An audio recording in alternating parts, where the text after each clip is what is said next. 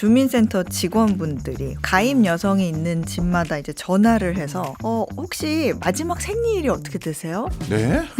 나만 아는 그런 지극히 사적인 굉장히 당황스럽고 불쾌할 것 같거든요. 네. 그런데 중국 일부 지역에서는 이런 일이 실제로 일어나고 있다고 합니다. 오히려 그 미슐랭 스타를 받은 레스토랑이 더 폐업률이 높다. 이건 뭔 소리예요? 기대감을 갖고 오는 고객들의 입맛을 또 만족시키려면 추가적인 비용이 또 든다는 거예요. 이 미슐랭 스타를 인질 삼아서 임대료를 올리는 기회로 삼는 경우가 있다는 거고요. 그리고 이제 주방에서 일하는 요리사들도 급여를 좀 인상해 주십시오. 만약에 이거를 거절을 한다. 그럼 이제 경쟁 식당에서 또 이들을 데려가 버리니까 네. 최신 지구촌 소식 만나보는 글로벌 리포트 시간입니다. 해담경제연구소 어혜진 소장 나왔습니다. 어서 오세요. 안녕하세요. 예, 오늘 첫 번째 소식은 중국 소식인데 네. 중국 정부가 출산율 높이기 위해서 열심히 노력하는 행동이 오히려 중국 내에 불만의 목소리를 높이게 만드는 요인이 된다. 이건 무슨 소리입니까? 이제 여러분 이제 제가 어떤 상황을 말씀드릴 건데 한번 마음속으로 이렇게 그 입장에 대해서 한번 생각해 보자고요. 예를 들어서 주민센터 직원분들이 혹은 동네 통장님이 가입 여성이 있는 집마다 이제 전화를 해서 여러분께 이런 질문을 했다고 생각을 해보세요. 어혜진 씨 댁이죠? 혹시 마지막 생일이 어떻게 되세요? 네? 주기가 어떻게 되세요? 그러면 저도 정말 네? 이렇게 말할 것 같거든요. 저 오늘이 며칠인지도 모르겠는데 생리 주기를 제가요? 왜요? 정말 나만 아는 그런 지극히 사적인 그렇죠. 그런 질문을 주민센터 직원분이 한다. 굉장히 당황스럽고 불쾌할 것 같거든요. 네. 그런데 중국 일부 지역에서는 이런 일이 실제로 일어나고 있다고 합니다. 며칠 전에 뉴욕타임즈가 중국의 여러 지역과 그곳에 있는 병원 그리고 거기에 있는 현지인들을 취재를 하고 와서 쓴 기사인데 중국에는 그 정부가 운영하는 가족계획협회라는 게 있어요. 근데 이곳은 이제 수십 년 전에 한 자녀 정책을 시행했던 그 기관이에요. 근데 이제 이 협회가 요즘에는 이제 결혼과 출산 문화를 좀 위한 그런 캠페인을 벌이고 있어요. 그래서 전국의 곳곳의 도시, 지방, 그다음에 직장까지도 그런 곳에 이제 네트워크를 구축하고 출산 장려를 하는 것인데 일례로 베이징시의 미윈구라는 지역이 있는데 여기는 인구가 한 50만 명 정도 되는 지역이에요. 그런데 가족계획협회가 이 지역에 출산 장려 캠페인을 펼치기 위해서 한 500명 정도로 구성된 전담팀을 구성을 해요. 그다음에 가입 연령에 해당되는 커플들을 집에 방문을 하거나 아니면 전화를 돌려서 아까와 같은 그런 질문을 하거나 아니면 혹시 임신 계획 있으세요? 이런 질문을 하거나 하는 걸 한다는 거예요. 그리고 이뿐만 아니라 이제 지역마다 공원이 있잖아요. 근데 공원이 있으면 그 공원에 임신과 출산을 떠올릴 만한 그런 작품들을 만들어서 설치를 해놓는 거죠. 예를 들면은 돌을 이렇게 다 깎고 조각을 해가지고 10달 동안 태아가 성장하는 과정을 이제 돌로 다 만들어 놓는 그런 작품. 아니면 아이 셋을 이제 부모가 아이 셋을 데리고 함께 막 즐겁게 걷고 있는 그런 가족의 형상 이런 거를 만들어서 그 아래 이제 포스터 문구로 인생은 사랑의 연속입니다. 이런 문구를 하는 이런 포스터를 만드는 그런 식입니다. 야, 이거는 좀 정도가 심해서 마치 아이 낳을지 안 낳을지 정부가 일일이 다 감시하는 듯한 그런 느낌마저 있는데요. 근데 이게 결혼 전부터 이런 모습들이 보이는데 중국은 많은 도시에서 또 무료로 혼전 건강 검진을 해주는 곳들이 있어요. 근데 건강 검진을 받은 후에 이 담당자들이 여성에게 전화를 걸어서 엽산을 드세요 이렇게 얘기를 한다는 거예요. 근데 이제 아시는 분들은 아시겠지만 이 엽산이라는 거는 이 태아의 신경관을 비롯해서 어떤 성장에 필요한 굉장히 중요한 영양소라서 임신 계획이 있는 부부들이 이제 남자 여자 할 것 없이 한 3개월 전부터 필수로 먹는 영양제거든요. 근데 이거를 미혼 여성에게 건강검진 한번 받았을 뿐인데 먹으라고 한다? 그러니까 그 몸 상태를 언제든지 임신이 가능한 상태로 만들라 이런 압박같이 느껴지는 거죠. 그리고 또 혼인신고를 하러 주민센터에 가면 이제 무료로 산전 비타민을 나눠준대요. 그러면 이제 처음에는 이런 것도 나눠주네. 섬세하셔라. 너무 고맙다. 이렇게 느꼈다가도 며칠 뒤에 전화가 와서 비타민제 잘 챙겨 드고 드시고 계시죠? 이렇게 확인을 하거나 네. 만약에 또 임신을 했다고 하면 전화를 걸어서 아기 잘 크고 있죠? 이렇게 전화를 확인을 하고 아이를 낳으면 또 집에 찾아와서 그 아기랑 있는 가족 사진을 좀 받을 수 있냐? 찾아와서요? 네. 아니면 좀 찍어갈 수 있냐? 이런 요청을 한다는 거예요. 그래서 인터뷰, 뉴욕타임즈가 인터뷰한 여성 중에 한 명은 정말 완전히 질렸다. 네, 그런 표현을 하기도 했어요. 뉴욕타임즈가 인터뷰한 여성 10명 중에 7명은 이 공무원에게 네. 자녀 계획이 있느냐 이런 질문을 받았다고 합니다. 근데 다만 많은 사람들이 크게 반발을 하지 않는 건 이제 정부가 뭔가 살뜰히 챙기고 뭐 금전적으로 일부 지원을 해주는 그런 부분에 대해서 만족감을 느끼는 사람도 있기 때문이에요.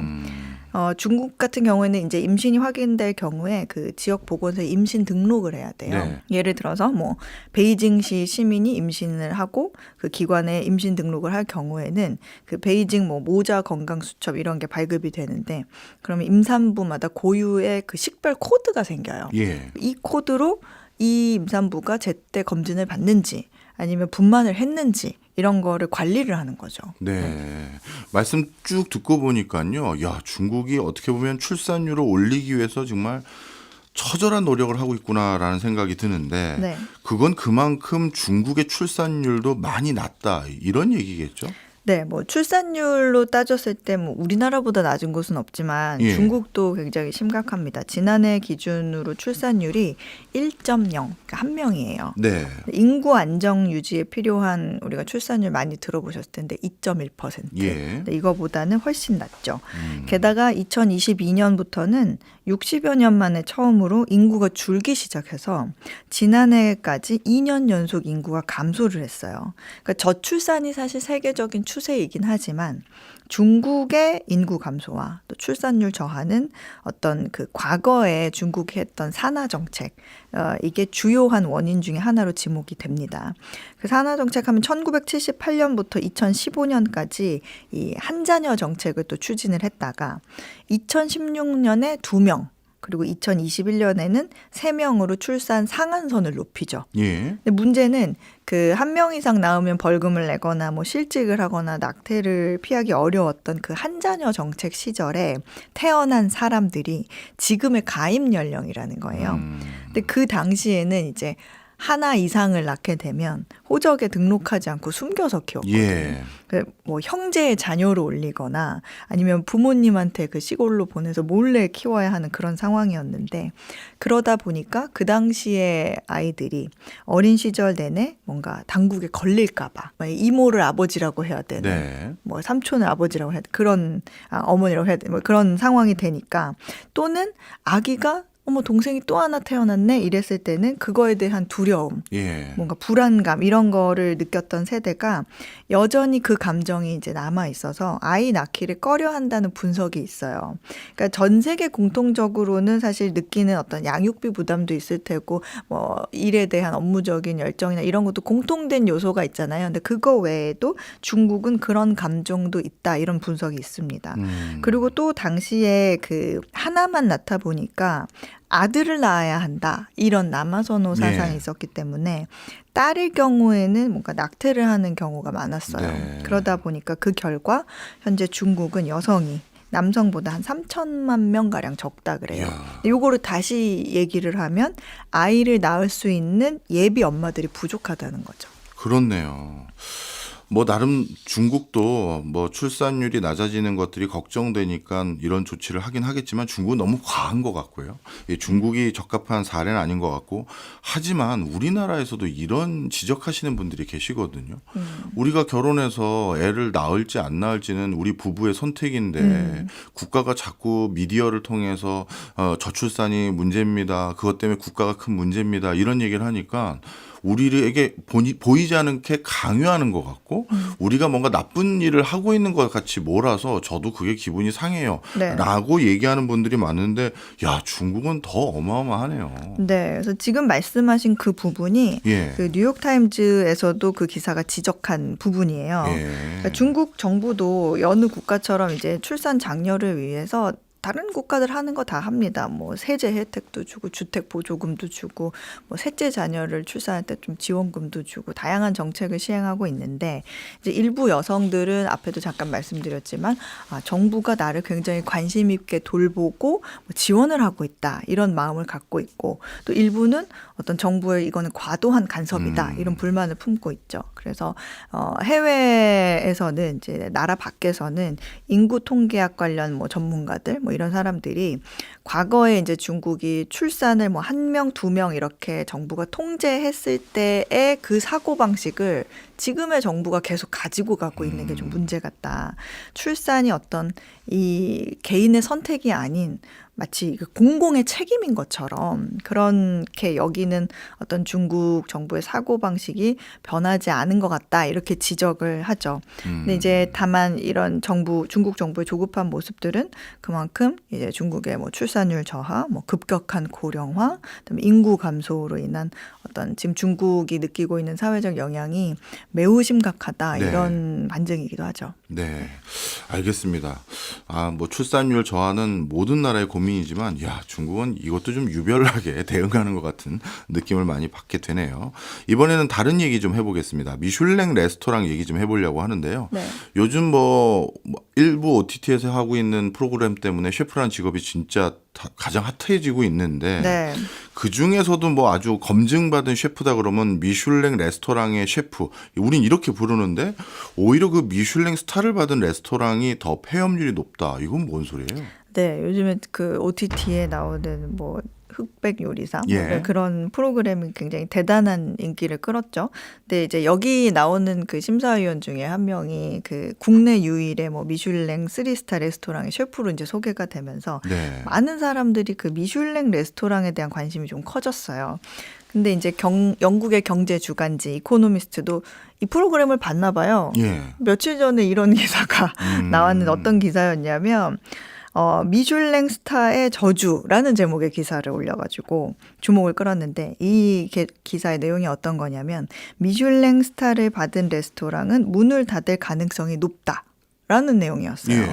그러니까 전 세계적으로 권위 있는 저널 중에 하나가 지금 미국의 전략관리 저널이라고 하는 게 있는데 여기에 실린 그 연구 내용을 기사화한 거예요. 논문 제목이 양날의 별 이렇게 되어 있어요. 근데 이 논문의 연구자가 2000년부터 2019년까지 뉴욕에 위치한 식당 중에 뉴욕타임즈가 꼽은 뭐 리뷰가 높은 식당들하고 미슐랭 스타를 받은 식당들 이렇게 그룹을 만들어서 네. 14년 동안 추적 관찰을 했대요. 예. 그랬더니 미슐랭을 받은 식당이 그렇지 않은 곳보다 문 닫을 가능성이 더 높았다는 거예요. 그러니까 연구 기간 사이에 미슐랭 스타를 받은 식당의 40%가 문을 닫은 반면에 높은 평가를 받았지만 미슐랭이 아닌 식당 5곳 중 한 곳만 이 같은 기간 동안 문을 닫았다. 이런 결과가 나왔습니다. 원래 미슐랭 하면 저는 뭔가 검증된 맛집 이렇게 저는 인식을 해서 네. 맛도 좋고 또 갔더니 인테리어나 그 청결도도 좋은 네. 뭐 이런 곳이라고 생각해서 계속 장사 잘 될 거라고 생각하는데 이 결과 통계치는 전혀 다르네요. 네. 이 미슐랭이라는 게 제가 알고 있는 의미가 좀 아닌 건가요? 이게 맞아요. 사실은 그 미슐랭은 우리가 잘 아는 그 미쉐린 타이어 있죠. 예. 그 울퉁불퉁한. 예. 이 미쉐린의 불어 발음이 미슐랭인가요? 맞아요. 그래서 같은 말인데 그 미쉐린 타이어가 만든 겁니다. 예. 식당 가이드북이거든요. 근데 미쉐린 타이어가 1889년에 프랑스에서 미쉐린 형제가 설립한 타이어 회사예요. 네. 근데 이제 프랑스의 그 당시에 자동차 산업에 대한 어떤 원대한 꿈을 가지고 회사를 만들었는데 생각보다 자동차의 대중화가 좀 더딘 거예요.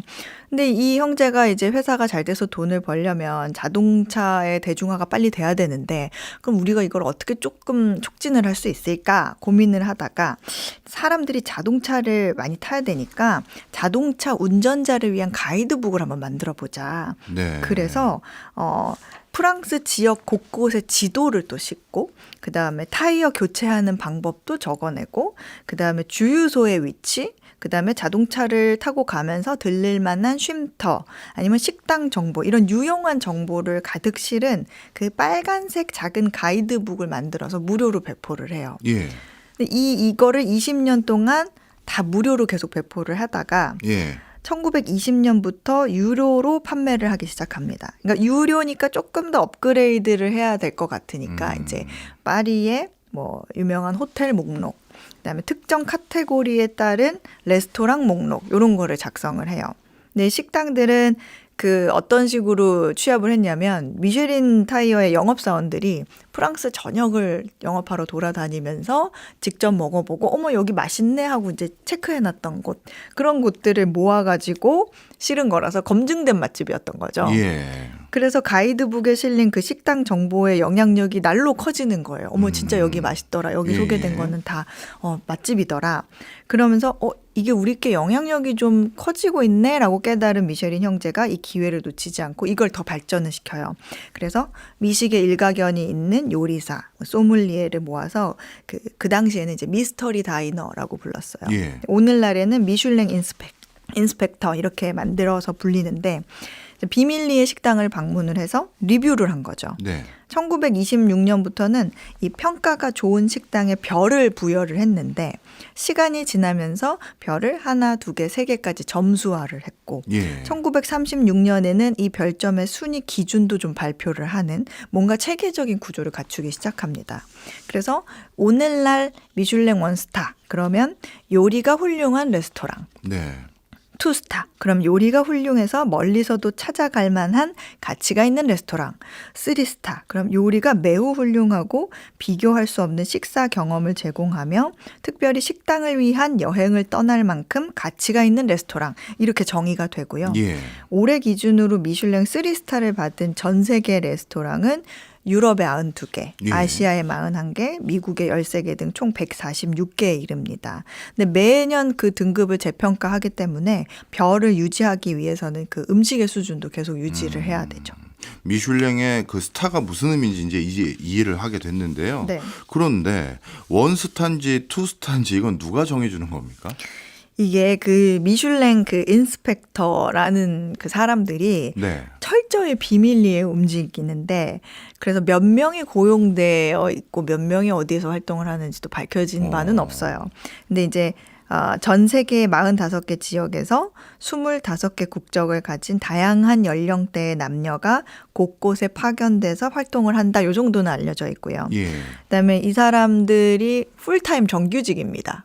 이렇게 뭐 취미 활동으로 하는 거 아니고.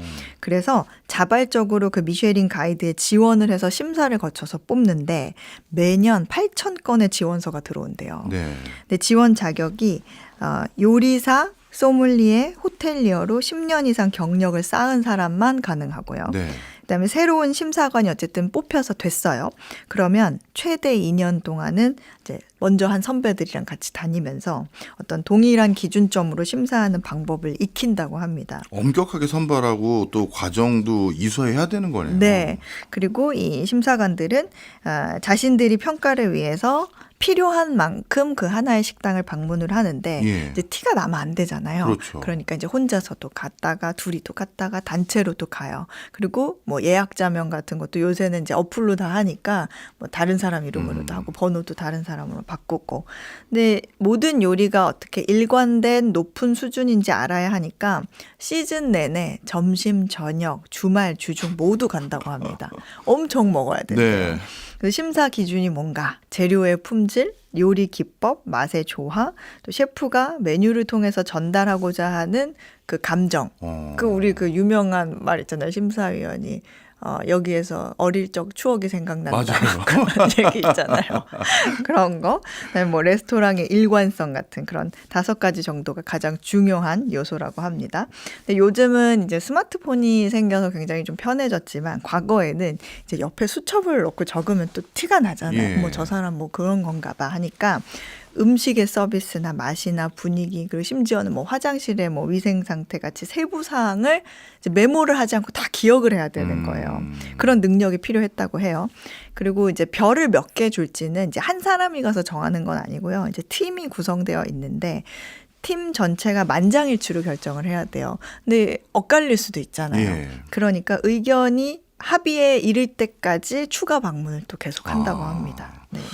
지금까지 미슐랭 레스토랑에 대해서 쭉 설명 듣고 났더니요. 야, 굉장히 체계적이고 엄정하게 관리하고 있고 이런 상황인데 저는 앞서 폐업률이 높다고 네. 해서 뭐 미슐랭 레스토랑 이 칭호 받으려면 레스토랑 사장님이 심사료를 본인이 내고 심사위원단을 자기가 청구하고 뭐 이래서 그런가 상상했는데 전혀 그게 아니네요.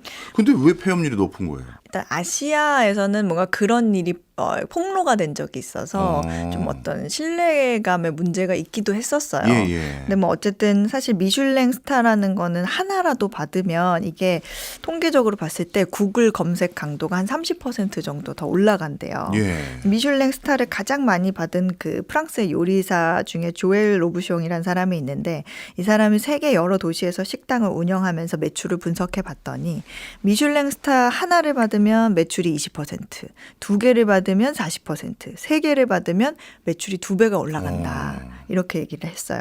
그런데 매출이 높은 건 사실 중요하지 않죠. 아무리 높아도 이렇게 남는 게 있어야 되잖아요. 그렇죠. 근데 이제 이 아까 말씀드린 그 연구 논문의 저자도 그 원인 분석을 한 게 좀 비슷해요. 내용이. 우선 미슐랭 스타를 받으면 사실 고객이 바뀐다. 기대감을 갖고 멀리서 관광객을 끌어오는 효과도 있잖아요. 그러니까 이런 새로운 고객, 기대감을 갖고 오는 고객들의 입맛을 또 만족시키려면 추가적인 비용이 또 든다는 거예요. 그래서 더 좋은 재료, 더 좋은 레시피, 뭔가 더 좋은 인테리어 같은 거. 그리고 두 번째는 식당과 거래하는 업체도 있는데 예. 이들이 또 요구사항이 높아진다는 거죠. 식재료 공급업체나 뭐 임대인 같은 그러니까 식당이 거래하는 비즈니스들이 미슐랭을 받았다. 그러면 이제 이 미슐랭 스타를 인질 삼아서 네. 기회다 싶어서 뭐 납품 단가를 올린다든지 임대료를 올리는 기회로 삼는 경우가 있다는 거고요. 그리고 이제 주방에서 일하는 요리사들도 미슐랭에 일하는 직원이니까 급여를 좀 인상해 주십시오. 아니면 포상금을 좀 달라 이런 요구가 생기는데 만약에 이거를 거절을 한다. 그럼 이제 경쟁 식당에서 또 이들을 데려가 버리니까 네. 식당의 경쟁력이 또 떨어지는 그런 상황이 생기죠. 추가적으로 덧붙이면 그 미슐랭 스타 식당들은 보통 그 뭐 파인 다이닝 이렇게 얘기해가지고 고급 레스토랑인 경우가 대부분인데 이런 곳들은 사실 오래 앉아서 식사를 하잖아요. 코스 요리로. 네. 그러다 보니까 테이블 회전이 굉장히 느리죠. 그래서 하루에 정해진 팀 몇 팀만 받을 수 있죠. 그래서 이런저런 요인들을 따졌을 때 수익을 내기가 어렵다고 합니다. 그래서 뭐 우리나라의 미슐랭 식당 같은 경우는 이제 기업 후원을 받고 그걸 끼고 같이 운영하는 사례가 좀 있는데 그 미슐랭 3스타를 해봤던 식당의 경우에는 우리나라 같은 경우는 거의 대부분이 그랬어요. 기업이 같이 후원을 하면서 끌어안고 가는데 기업이 대부분 적자를 다 끌어안아 주다가 이 적자를 기업도 못 버티다가 이제 폐업하거나 휴업하는 그런 상황이 있기도 하죠. 네, 그렇군요. 어찌 보면 승자의 저주구나 이런 네. 생각마저도 드네요. 하여튼 오늘 저뿐만이 아니죠. 요즘 세간의 관심인 네. 미슐랭 레스토랑. 야, 그게 뭔지 또 어떻게 운영되고 또 관리되고 있었던 것인지 확실히 배울 수 있는 기회였던 것 같습니다. 오늘도 너무 재밌었습니다. 지금까지 어예진 소장이었습니다. 고맙습니다. 감사합니다.